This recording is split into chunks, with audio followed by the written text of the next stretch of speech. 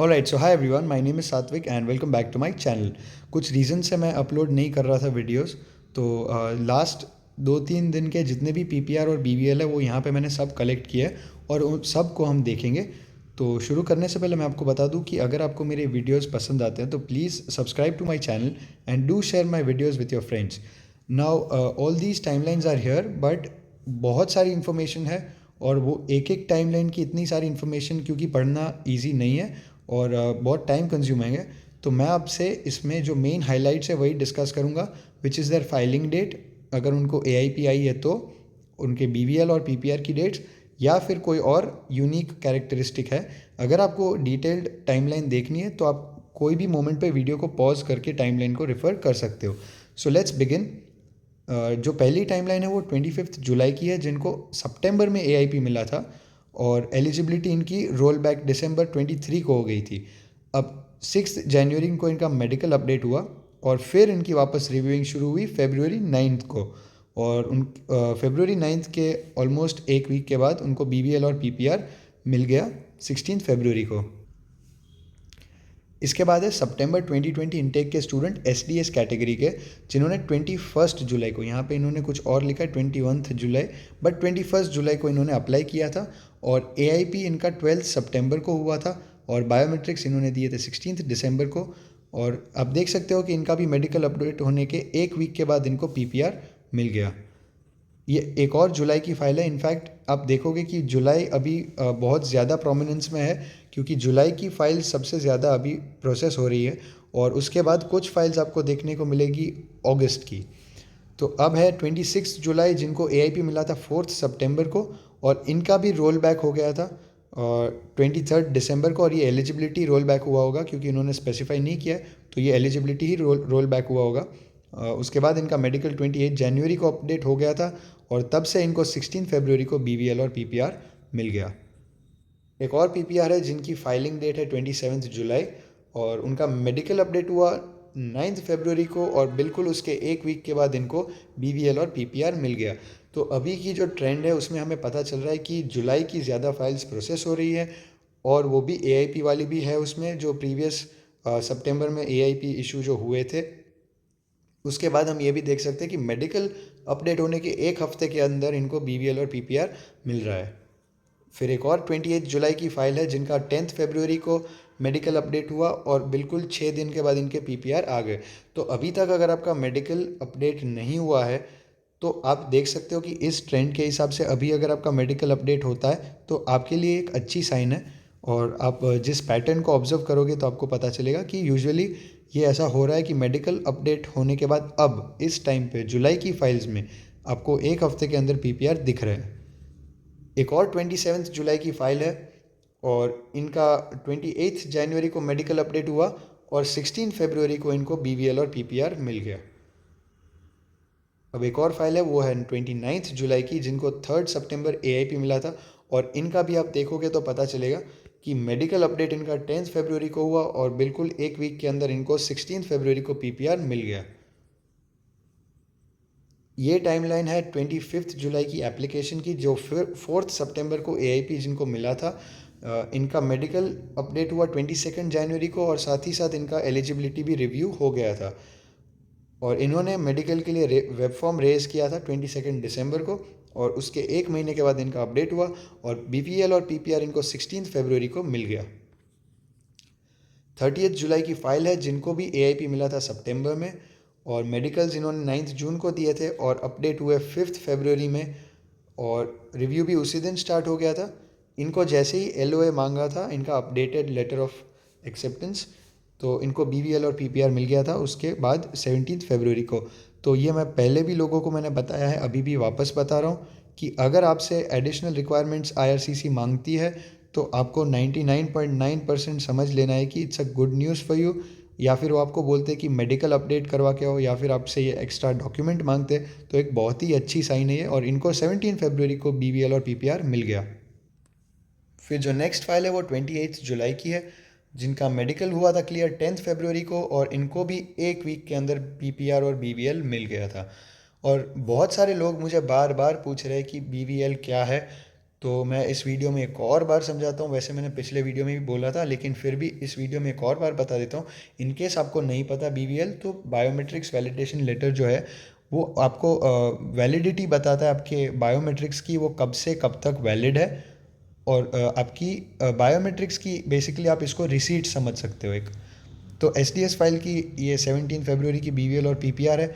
इसके बाद एक और 14 जुलाई की फ़ाइल है, इसमें PT स्कोर इन्होंने दिया था। और विदाउट AIP इनको मिल गया 16 फरवरी को PPR, और इनका एलिजिबिलिटी शुरू हुआ था रिव्यू 8 फरवरी को, और बिल्कुल उसके 8 दिन के बाद इनको PPR मिल गया था। अब एक और स्टूडेंट है, 31 जुलाई की इनकी फ़ाइल है। इनका AIP मिला था इनको 4 सितंबर को, फिर इन्होंने डिफ़र किया, और जो भी है मेडिकल इनका हुआ था 22 जनवरी को अपडेट हुआ। एलिजिबिलिटी इनका रोल बैक हुआ 23 दिसंबर को, और फिर उनकी रिव्यूइंग फिर शुरू हो गई जैसे उनका मेडिकल अपडेट हुआ। उनका BVL और PPR इनको 17 फरवरी को मिल गया।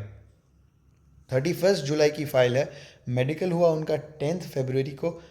इन्होंने अप्लाई किया था सितंबर 2020 में। इनको भी बहुत सारे लोगों के साथ 4 सितंबर को AIP मिल गया, ऑनलाइन शुरू हुआ उनका, और 16 फरवरी को PPR मिल गया। 25 जुलाई की एक और फाइल है जिनका एलिजिबिलिटी रोल बैक हुआ था 23 दिसंबर को। मेडिकल अपडेट हुआ 6 जनवरी को, BVL और PPR इनको मिल गया था 6 फरवरी को। और आप देख सकते हो कि उनके रिव्यू वापस शुरू होने के एक वीक के अंदर इनको BVL और PPR मिल गया था। तो अगर आपका रोल बैक होता है एलिजिबिलिटी, तो आपको डरने की ज़रूरत नहीं है। ऐसा अज्यूम मत कर लो कि अगर रोल बैक हुआ तो आपका 100% रिफ्यूज़ल है, ऐसा बिल्कुल हमें समझना नहीं है। एक और है PPR, जिनका 28 जुलाई को एप्लीकेशन था। मेडिकल हुआ उनका 2 फरवरी को, और बायोमेट्रिक्स और कोरेस्पोंडेंस लेटर उनको 16 फरवरी को मिल गया। PPR इनको 16 फरवरी को मिला, और इनकी पार्टी है अब 18 फरवरी को। तो आपको मैं बताऊं कि कॉरेस्पॉन्डेंस लेटर अब क्या है, कि जो लोग ये पूछ रहे हैं कि कॉरेस्पॉन्डेंस लेटर क्या है, तो आप इसको पोर्ट ऑफ एंट्री लेटर भी बोल सकते हो। कॉरेस्पॉन्डेंस लेटर मतलब बेसिकली आपको बॉर्डर सिक्योरिटी ऑफिसर को, वहाँ पे जो भी है रिप्रेजेंटेटिव है IRCC के, जो भी वहाँ पे आपको रोकते हैं, आप उनको दिखा सकते हो कॉरेस्पॉन्डेंस लेटर। और कॉरेस्पॉन्डेंस लेटर दिखाने पे आपको वहाँ पे स्टडी परमिट आपका मिलता है। इसके बाद एक और है SDS की फ़ाइल, ये 21 अक्टूबर की फ़ाइल है। जिनका मेडिकल 25 जनवरी को अपडेट हुआ था, इनको AIP मिल गया था 28 जनवरी को, और इनको 18 फरवरी को PPR मिल गया। अब 1 अगस्त की ये फ़ाइल है जिनको 18 फरवरी को BVL और PPR मिल गया था। आप देख सकते हो कि इनको भी एक वीक के अंदर BVL और PPR मिला। मेडिकल अपडेट हुआ उनका 7 फरवरी को, और एक वीक के अंदर इनको भी BVL और PPR मिल गया। तो आप ये चीज़ बहुत सारी फाइल्स में देखोगे कि अभी रिसेंटली ऐसा हो रहा है कि मेडिकल जिनके बहुत टाइम से अपडेट नहीं हुए थे, अभी अगर उनके अपडेट हो रहे हैं तो उसके एक हफ्ते के अंदर उनको इशू हो जाता है। 1 अगस्त की फ़ाइल है जिनका मेडिकल अपडेट हुआ था 11 फरवरी को, और PPR मिला 17 फरवरी को, विद इन 6 डेज़। 1 अगस्त की फ़ाइल है जिनको 4 सितंबर को बहुत सारे लोगों के साथ AIP मिला था, जिनका एलिजिबिलिटी रिव्यू स्टार्ट हुआ था फरवरी 13 को, और उसके 5 दिन के अंदर इनको BVL और PPR मिल गया था। ये एक और फाइल है जिनको 11.5 मंथ्स के बाद उनको मिला। 2 मार्च को इन्होंने अप्लाई किया था, इनको AIP मिला 13 अगस्त को। मेडिकल इनका एक्सपायर भी हो गया था 7 अक्टूबर को। फिर उनको 7 जनवरी को री मेडिकल इन्होंने अपडेट किया, और इनको 18 फरवरी को BVL और PPR मिल गया। मैं सब लोगों को कॉन्ग्रेचुलेट करूँगा, लेकिन इनको थोड़ा ज़्यादा कॉन्ग्रेचुलेट करूँगा क्योंकि इनका पेशेंस आप देख सकते हो। एक ऐसी टाइमलाइन मैंने देखी थी कि जिनको अप्लाई किए हुए 1 या 2 महीने हुए थे, और ये आप लोगों ने भी देखी होगी, एक इंस्टाग्राम का स्क्रीनशॉट था।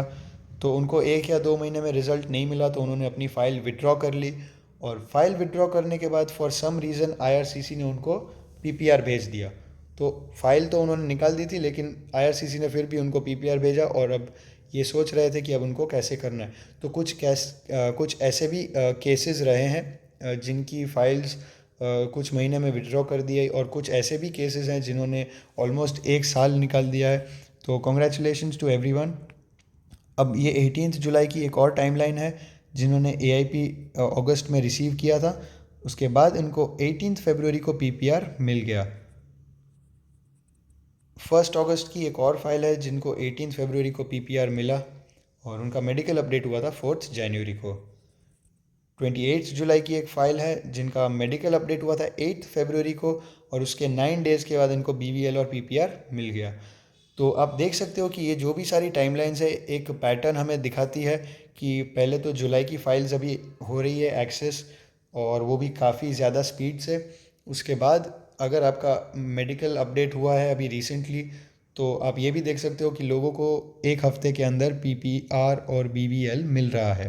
तो ये एक पैटर्न है जो हम देख सकते हैं। तो अगर आपकी टाइमलाइन इससे मैच कर रही है तो आप अपने केस को इससे रिलेट करो और अगर आपको ये हेल्प करता है ये वीडियो तो आपके कोई दूसरे फ्रेंड्स के साथ भी शेयर करना जिनकी टाइमलाइंस सेम हो। So all the best for your journey and keep watching out this space for more interesting content. Thank you so much.